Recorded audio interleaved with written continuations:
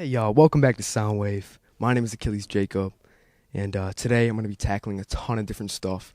Um, it's long overdue. I've been gone for a few weeks. Just I've been busy, but we're back, and let's get right into it. So, firstly, this is a topic that I've wanted to talk about for so long, and finally it's the perfect time to talk about it. So it's the ASAP Rocky trial. This is really interesting to me. This whole trial and this whole criminal case is really interesting to me because ASAP Rocky is one of my favorite rappers of all time. And when I saw that he was charged with shooting at his best friend, I was like, wow, it caught my eye. So ASAP Rocky was charged with shooting at former ASAP mob member ASAP Relly in Hollywood. And this all took place in a 2021 shooting. And ASAP Rocky was then arrested 2 days later and then charged with the assault. It took about 3 years until, the case was finally brought up in court. And ASAP Rocky was led by Joe Tacopina, his defense lawyer, who was previously Trump's defense lawyer. And Joe Tacopina, was defending ASAP Rocky throughout this entire trial. And as I was, watching the trial and updating myself on it, I was seeing this, this battle between ASAP Rocky's defense attorneys and his, all of his lawyers versus Relly's defense attorneys, and it was very tense. All the court proceedings were very intense, and Joe Tacopina was defending ASAP Rocky until the very last day. And I was I was really praying that ASAP Rocky would get that not guilty verdict from the jury, and thank God he did, because now it's the perfect time for ASAP Rocky to drop "Don't Be Dumb." Obviously, we don't ASAP Rocky. I didn't want him to go to prison for 24 years, but this is the perfect time for him to drop "Don't Be Dumb" after this huge victory. In front of his wife Rihanna, who attended the court, and his mom and his sisters. ASAP, is free now, and he can go about his business and keep dropping fire music. And I'm really glad that ASAP Rocky, is done with this case, and it's put to rest, because it was a huge hoax. I think Relly planted all the evidence. I don't think ASAP Rocky was ever guilty of shooting at his friend. But you never know. With court hearings, you never know what's real or what's not. It's all up to the jury. And so they decided not guilty, and I stand by that. Next news is Wu-Tang Clan has announced their North American tour, titled The Final Chamber. This tour is exciting. They're going across all of North America. And it's their final tour as a group. And it's sad, because Wu-Tang Clan is so close to me, and it's very close to my family, my dad. And, it's crazy to see them, come from, Enter the 36 Chambers to the Final Chamber. It's a little sad, It's kind of the end of an era, which has already ended. And I'm surprised that they're still touring, because, they're all older guys, and they've already had, their fair share of fame and in the hip hop industry. And, Wu-Tang Clan has done a lot for the music industry. They've done a lot for hip hop, and I'm really excited to see what this tour, entails, because Wu-Tang Clan always, has the best shows. And, sad we don't have Old Dirty Bastard anymore, ODB. But it's still really exciting to see RZA and Method Man and all those people on stage for the last time. Probably not the last time, but as a collective, it's gonna be the last time. So I'm really excited for the Final Chamber from Wu-Tang Clan. Now the next one is really interesting. So there have been billboards popping up all around the Midwest, teasing I Am Music by Playboi Carti. These billboards say things like "Music is coming," "Trim," "I'm so YVL," and "I Am Music MF." And it's interesting because Carti, has done this before. He's done this before with his Whole Lotta Red release, right? With that rollout, he was doing billboards, right?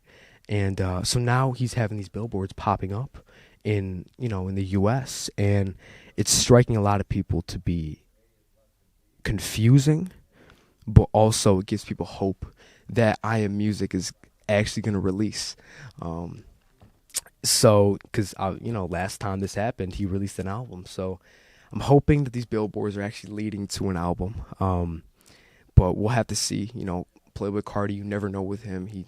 It takes him so long to drop. It's been 5 years since his last release, and just because he's having billboards doesn't mean he's gonna drop.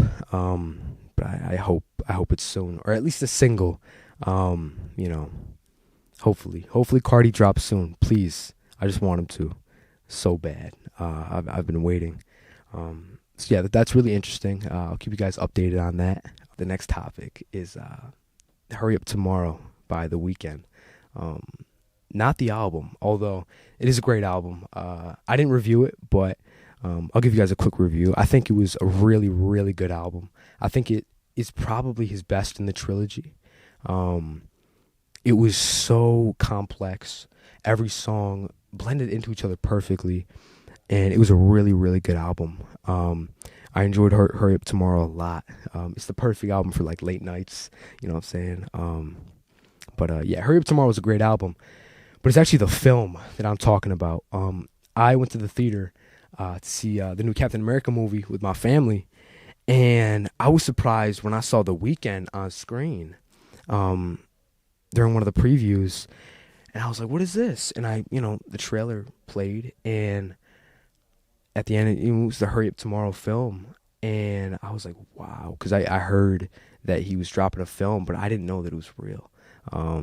And it looks amazing. It's got Jenna Ortega, Barry Keoghan, all these A-list actors that, I've seen in other movies, and it's crazy to see them collaborate with The Weeknd for his film accompanying his album. So that's really cool. So I'm excited to see when that, what that film is like, what it's about, because it looks dramatic. It looks, it looks like action-packed, but kind of scary. It looks like a horror film. So I'm excited to see what that Hurry Up Tomorrow film is about. And now I want to talk about Drake and Party Next Door's new album. It debuted at #1 on the Billboard 200 chart, and it's really weird. I have a love-hate relationship with Drake and this whole, that whole side of hip hop, and a part of me wants to make fun of it. A part of me wants to be like, oh, Kendrick's better, right? Like Drake, oh yeah, he debuted at #1, but it's not even good. This album was really good, and I'm kind of sick of like denying it anymore. Like, it was a really good album. It was really good. Like, personally, there's more songs on it that I would add to my playlist than GNX. It's probably a hot take. I know some people were surprised when I was saying that, but it's true. Some Sexy Songs for You was a really, really good album. Although there's a couple duds on the track list, I still think it was a really solid release, and there's more replay value than a lot of these other projects that these artists are dropping. I think Drake and Party Next Door had great chemistry on this track list. They had great chemistry. Although a couple tracks were, mid. Most of the tracks, out of 21 songs, almost every song was good. It was a good album. And debuting at #1 after losing the rap beef is impressive, right? Drake hasn't lost a fan. He hasn't lost a single fan, right? The whole rap beef is behind him. He's really just trying to drop good music. He did, mention the rap beef in some songs, but it was passively. And I think this, debuting at #1, is just another step forward for Drake. And I can see Drake dominating in 5 years. I can see him dominating going into next decade even, because he hasn't stopped, right? 15 consecutive years on the charts. That says a lot. That says a lot. Am I still a Kendrick fan? Yeah, obviously. Right? I love Kendrick. He has more classics. But if we're talking about true artistry, I think Drake has to be up there. It's a big thing for Drake. His Need 'Em X Win tour has started up. It's really cool. He's been going to Auckland and Melbourne. Drake he's busy right now. So yeah, it's really cool to see him, performing and doing what he loves best. So next is J. Cole's new song, Clouds, which is a really interesting song. It was dropped out of nowhere, and it was I wouldn't say it was my favorite song that dropped last week. Not just because of the material that he was covering, not just because of the writing, which I thought was really good. J. Cole obviously is one of the best lyricists, and he has the best rhyme schemes in hip hop. Not the best, but one of the best. He's really good. But with this song, it left a weird taste in my mouth after I listened to it. Not because it was bad. It was a great song, but just because it felt like he was, again, it felt like he was doubling down. He was like trying to defend himself from after waving the white flag, bowing out of the rap beef. It seems like he's still trying to, keep it alive in a way. It's weird. I don't know.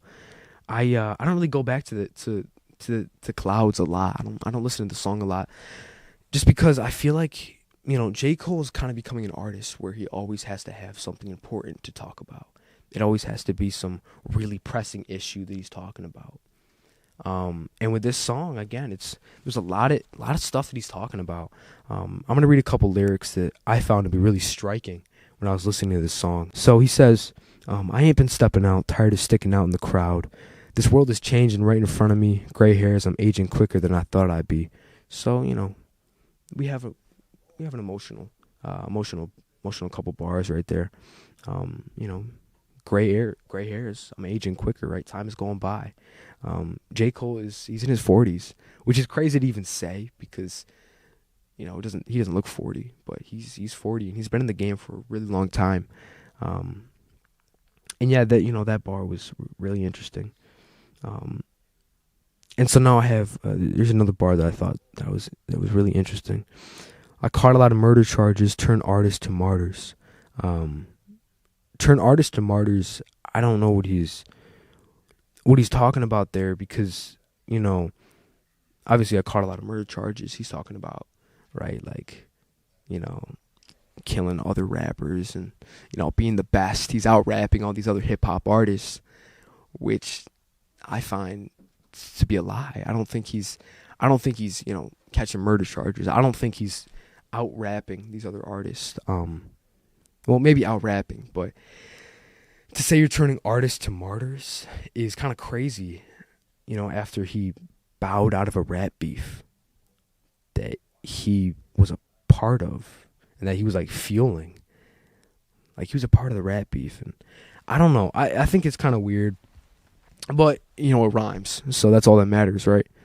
And then so now we got let's see. There's a lot of really, really nice lyrics in this song. Okay, so all right. So this is another one that I thought was really interesting. So he says, "I'm that bass in your trunk, the bullet that missed Trump, the gun that jammed because it seemed God had other plans.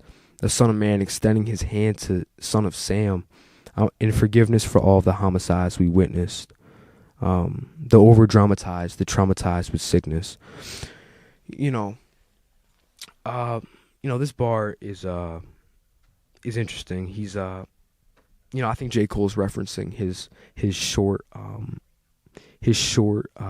time in the rap beef. He wasn't a part of it for very long. And yeah, he retracted his diss tracks.